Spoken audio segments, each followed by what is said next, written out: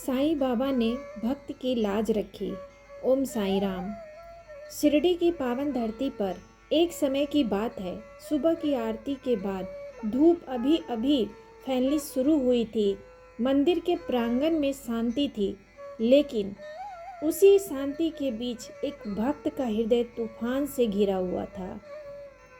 उसका नाम था गोविंदराव देशमुख। ईमानदार, सादा जीवन जीने वाला और साईं का परम भक्त। गोविंदराव की जिंदगी अचानक एक बड़े संकट में फंस गई थी। वर्षों की मेहनत से जो छोटी सी दुकान उसने खड़ी की थी, उस पर झूठा आरोप लगा दिया गया।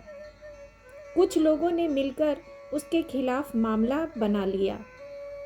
पंचायत बैठने वाली थी।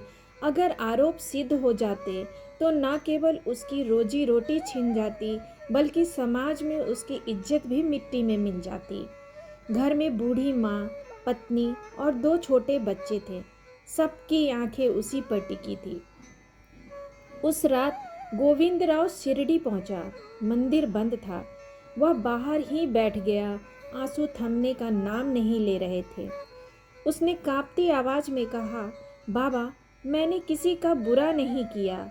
अगर मेरी लाज आज नहीं बची तो मैं जीते जी मर जाऊंगा।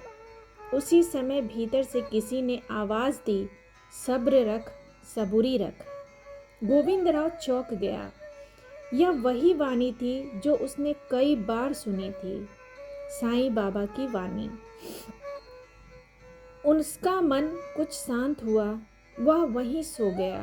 सुबह की काकर आरती के समय बाबा ने उसे बुलवाया। गोविंदराव कांपते कदमों से पास पहुंचा। बाबा ने उसे निहारा, जैसे उसके मन की हर परत पढ़ रहे हों। फिर बोले, जा, डर मत, सच की जीत होगी। बाबा ने अपने पास रखी उदी की एक चुटकी गोविंदराव की हथेली पर रख दी और कहा, इसे माथे से लगाकर पंचायत में जाना। किसी से बहस मत करना। पंचायत का दिन आया। पूरा गांव जमा था। जिन लोगों ने झूठा आरोप लगाया था, वे बड़े आत्मविश्वास में थे। सबूतों के नाम पर कुछ कागज दिखाए गए जो देखने में सही लग रहे थे। गोविंदराव का दिल बैठने लगा। उसकी माँ की आंखों में आंसू थे। पत्नी का चेहरा पीला पड़ गया था। तभी पंचायत के मुखिया ने पूछा, गोविंदराव, तुम्हें कुछ कहना है? वह खड़ा हुआ। उसने माथे से उदी लगाई और शांत स्वर में बोला, मैंने कोई गलत काम नहीं किया। जो सच है वही सामने आए। अचानक हवा का रुख बदला। आकाश में बादल घिर आए। पंचायत में बैठे एक गवाह, जो झूठे आरोप का हिस्सा था, घबराने लगा। उसका चेहरा पीला पड़ गया। वह कांपते हुए खड़ा हुआ और बोला, मैं औरों के बहकावे में आ गया था। ये कागज नकली है। सच यह है कि गोविंदराव निर्दोष है। पूरा पंचायत स्थल सन्न रह गया। दूसरा गवाह भी टूट गया और उसने भी सच्चाई स्वीकार कर ली। देखते ही देखते झूठ का किला ढह गया। पंचायत ने गोविंदराव को निर्दोष घोषित कर दिया और आरोप लगाने वाले को दंडित किया। गोविंदराव की आंखों से आंसू बह निकले।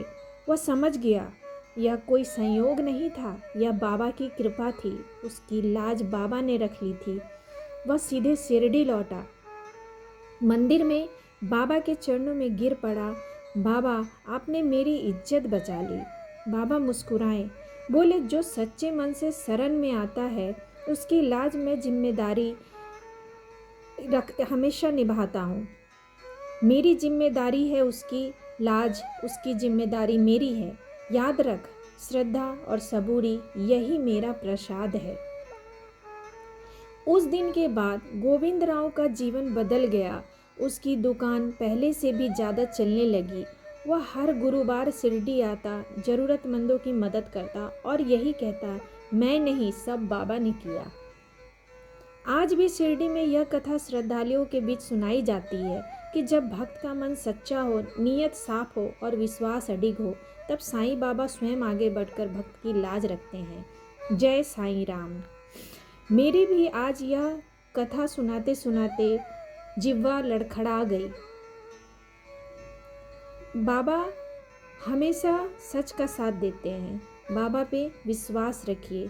अगर साईं बाबा का यह संदेश, यह कथा आपके हृदय को छू पाया हो तो कृपया इस वीडियो को लाइक करें, ताकि बाबा का यह संदेश और भी भक्तों तक पहुंच सके। और ऐसी ही प्रेरणादायक कथाएं नियमित सुनना चाहते हैं तो हमारे चैनल को सब्सक्राइब करना ना भूलें। बाबा की कृपा आप सभी पर बनी रहे। ओम साईं राम।